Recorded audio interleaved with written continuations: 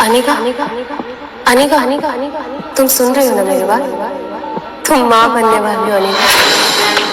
Doctor की ये शब्द सुनते ही 18 साल की अनिका समझ नहीं पा रही थी कि वो आखिर प्रेग्नेंट कैसे हो सकती है। अभी तो उसकी शादी को 24 घंटे भी पूरे नहीं हुए थे।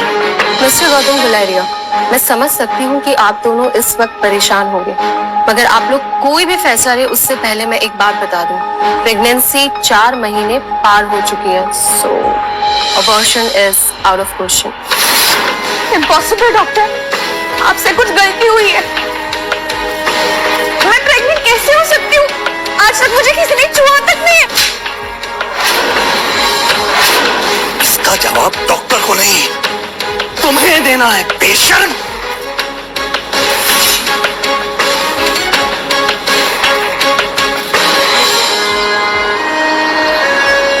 अक्सर कार की बैक सीट पर बैठने वाले गौतम आज अनिका को पीछे बैठाकर खुद ड्राइवर के साथ वाली सीट पर बैठ गए थे, मानो ऐसा करके वो अनिका को अपनी नाराजगी जता रही हो।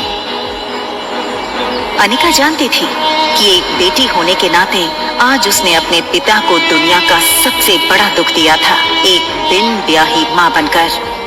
इतना दुख उन्हें अनिका की माँ के गुजरने पर भी नहीं हुआ होगा। अनिका को ऐसा लग रहा था मानो आज मनाली का हर इंसान उसे सवालिया नजरों से बस एक ही सवाल पूछ रहा हो कि कौन है इस बच्चे का बाप। लेकिन इसका जवाब तो अनिका के पास भी नहीं था। गुलेरिया हाउस ब्रिटिश के जमाने का मकान था।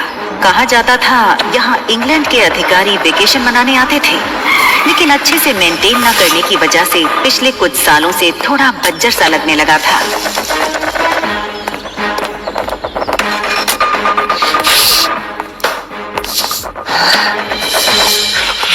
अनिका कमजोर शरीर और भारी कदमों से गौतम के पीछे पीछे घर में दाखिल हुई।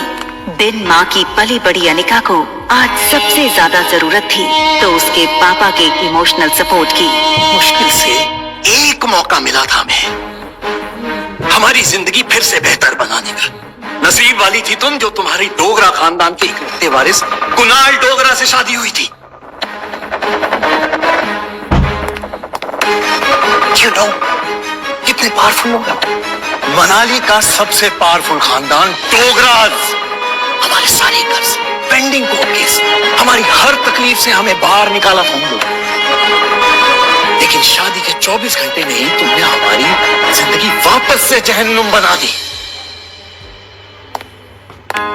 उन लोगों को अगर तुम्हारे इस कारनामे के बारे में पता चलेगा तो पता नहीं क्या होगा।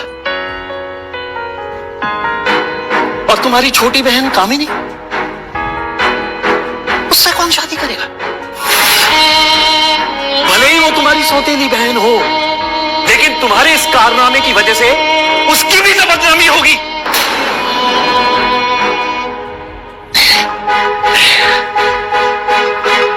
जब तक ये मामला खत्म नहीं हो जाता मैं कामिनी को और तुम्हारी मां मनीषा उसके भाई के घर भेज दूंगा। लेकिन आज नहीं तो कल सबको पता चल ही जाएगा। आज तुम भी अपनी मां के साथ ही। अनिका वो सुन चुकी थी जो गौतम कहते कहते रुक गया था। अगले दिन सुबह गौतम ने घर में लगे सारे सीसीटीवी के पिछले 5 महीने की फुटेज को खंगाला और बारीकी से देखने के बाद वो हैरान रह गया था कि पिछले 5 महीनों से छोटी मोटी बीमारी के चलते अनिका घर के बाहर कहीं गई ही नहीं थी।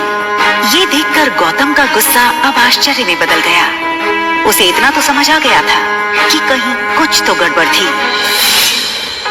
जल्द ही अनिका की देखभाल के लिए एक नर्स रखी गई। लगातार देखभाल और दवाइयों से अनिका की सेहत में काफी सुधार आया। 4 महीने बीत चुके थे, लेकिन साथ ही साथ उसे ये बात रोमांचक कर रही थी कि उसके अंदर एक नन्ही सी जान पल रही है जो सिर्फ और सिर्फ उसका होगा। अनिका अपनी छोटी सी दुनिया में लगभग सब कुछ भूल चुकी थी। ना वो किसी से मिलती, ना कोई उससे मिलता।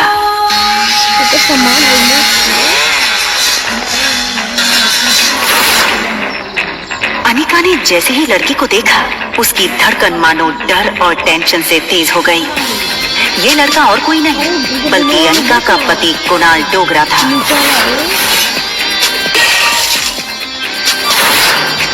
कुणाल की शादी अनिका से भले ही उसकी मर्जी के खिलाफ करवाई गई थी, लेकिन अपनी बीवी की कोख में किसी और का बच्चा देखना कोई भी मर्द बर्दाश्त नहीं कर पाए। कुणाल शादी के मंडप से सीधे दिल्ली अपने कॉलेज की पढ़ाई करने चला गया था और वहीं पहुंचकर शादी के दूसरे दिन उसे अनिका की प्रेगनेंसी की खबर मिली थी। अरे कुणाल बेटा, आज अचानक से तुमने फोन किया कि तुम्हारे कॉलेज की तुम्हारी छुट्टियां शुरू हो गई क्या? कमाल है, 4 महीने के बाद मैं घर आ रहा हूं। अपने दामाद को इस तरीके से वेलकम करेंगे। और वैसे भी बहुत कुछ बदल गया है अपने आप में।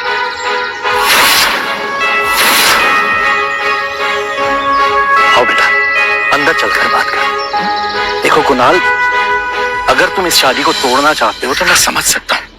तुम समझ सकते हो, लेकिन ये बात मेरे बुढ़े दादाजी नहीं समझ सकते। जबरदस्ती इस मोटी से मेरी शादी करा दी और अब वो चाहते हैं कि इसके इस पाप को मैं अपना नाम दे दूं।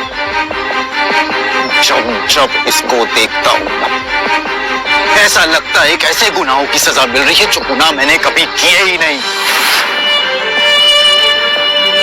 देखो इस बेशरम को कैसे खड़ी है। शादी के फेरे लेते वक्त किसी और का पाप लेकर के खड़ी थी पेट में। क्या लगता है तुझे तेरे इस पाप को मैं अपना नाम दूंगा? कुणाल डोगरा का नाम मिलेगा इसको। सोचना भी पता नहीं किस कदर का कीड़ा है ये।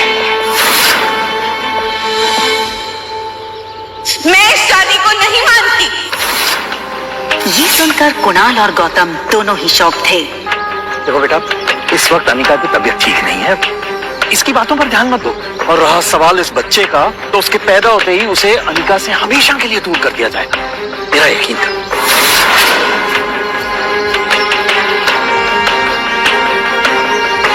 ठीक उसी पल अचानक से अनिका के पेट में जोरों से दर्द शुरू हो गया।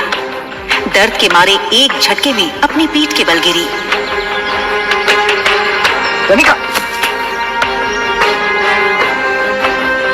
मम्मा मम्मा मम्मा, प्लेन लैंड होने वाला है।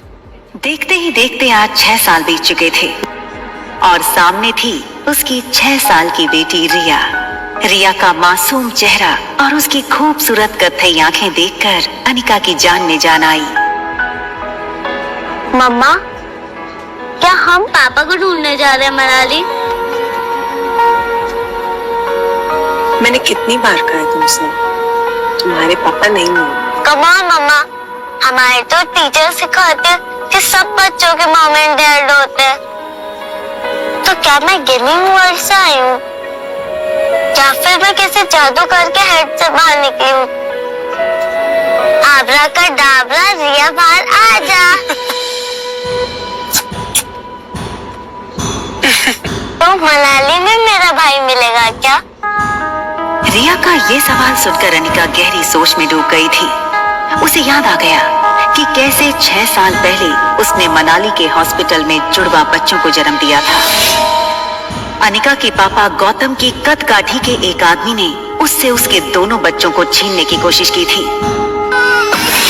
कमजोर अनिका ने बड़ी हिम्मत से उस आदमी को रोकने की कोशिश की और उसका सामना कर रिया को तो बचा लिया, मगर अफसोस कि वो अपने बेटे को नहीं बचा पाई और वो आदमी अंधेरे में उसके बेटे को लेकर भाग गया था। और इसी वजह से अनिका की मौसी उसे बचाकर बेंगलुरु ले आई थी, जहां अनिका का इलाज भी हुआ था।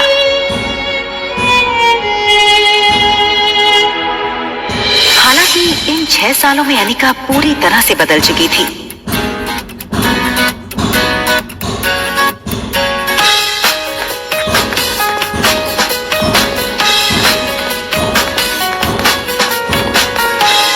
हार्मोनल इम्बैलेंस की वजह से फूला हुआ उसका शरीर अब एकदम ही से नॉर्मल हो चुका था।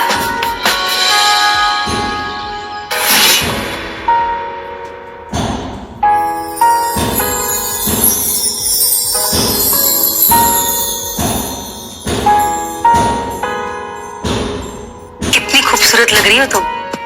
मनाली में तो लोगों के होश उड़ जाएंगे।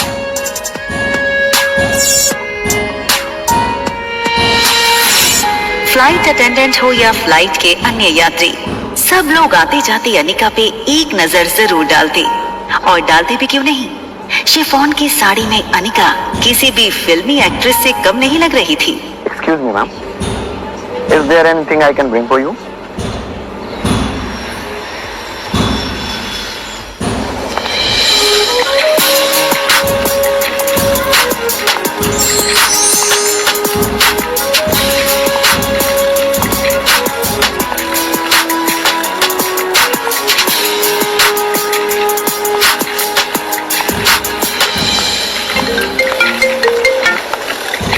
हेलो कुणाल तुम्हें लेने एयरपोर्ट आ रहा है, तुम उसके साथ सीधा घर आना। यहाँ पहुँचते ही तुम्हें 2 पेपर्स पे साइन करना है, एक डिवोर्स पेपर और दूसरा वो। इतना कहकर गौतम अटक गया और फिर कुछ सोचकर उसने आगे कहा, खैर तुम घर आओ, यहाँ पहुँचते ही मैं तुम्हें सब समझाता हूँ।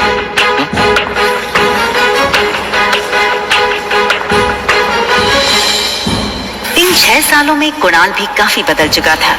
अब वो एक कॉलेज स्टूडेंट नहीं रहा था, बल्कि एक बिजनेसमैन था।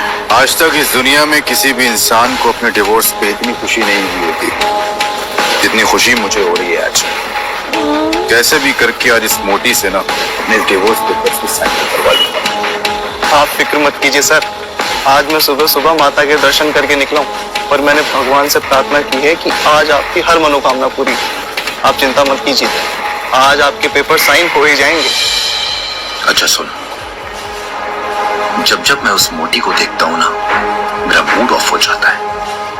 आज मेरा मूड अच्छा है और दिन भी, तो अपना मूड ऑफ नहीं करना चाहता हूँ मैं। एक काम कर, घूम के खड़ा हो जाता हूँ। भले उसने तुझे नहीं देखा है, तेरे हाथ में जब ये बोर्ड देखेगी तो तेरे पास खुद ब खुद चली आएगी। सीधा कर ले बोर्ड को।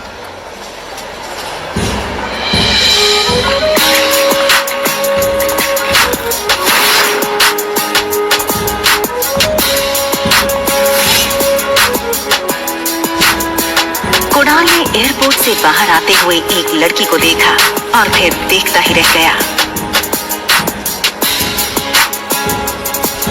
कुणाल बिना वक्त गवाए इस लड़की के सामने आकर खड़ा हो गया। अनिका एक पल के लिए सहम गई और उसे लगा कि पहले की तरह कहीं कुणाल उसकी फिर से इंसल्ट ना कर दे, और इसीलिए अनिका सीधे कुणाल को थप्पड़ जड़ देना चाहती थी। मगर वो अपनी बेटी रिया के सामने कोई तमाशा नहीं करना चाहती थी। Hi miss gorgeous. अब लगता है मनाली में आप पहली बार आई, क्योंकि अगर आप पहले आई होती तो ये पॉसिबल नहीं कि आप मेरी नजर से अननोटिस होती। टैक्सी। हाँ, टैक्सी की क्या जरूरत है? आप कहिए, जहाँ कहिए वहां मैं आपको ड्रॉप कर सकता हूँ अपनी कार से। इफ यू, अरे ये छोटी सी गुड़िया को, हाँ लगता है ये आपकी छोटी बहन है।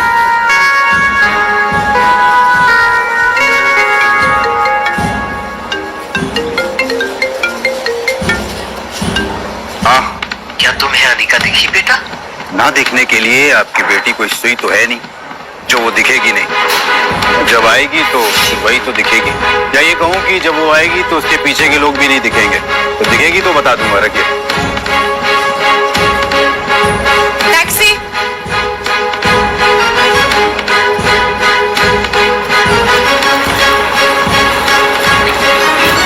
टैक्सी वहां से निकलने ही वाली थी कि तभी कुणाल ने टैक्सी रोकी। मैम, अगर आप बेंगलुरु की फ्लाइट लेकर के आ रही हैं तो क्या आपने उस फ्लाइट में एक बहुत ही भद्दी और मोटी लड़की को देखा क्या? एक्चुअली वो ना 6 साल पहले 120 किलो की थी। तो पक्की बात, डबल सेंचुरी मार चुकी होगी। आपने नहीं देखा? आप अपना नाम तो बता दीजिए। ये सुनकर अनिका ने बिना किसी भी हाव भाव से धीरे से कहा, अनिका गुलेरिया।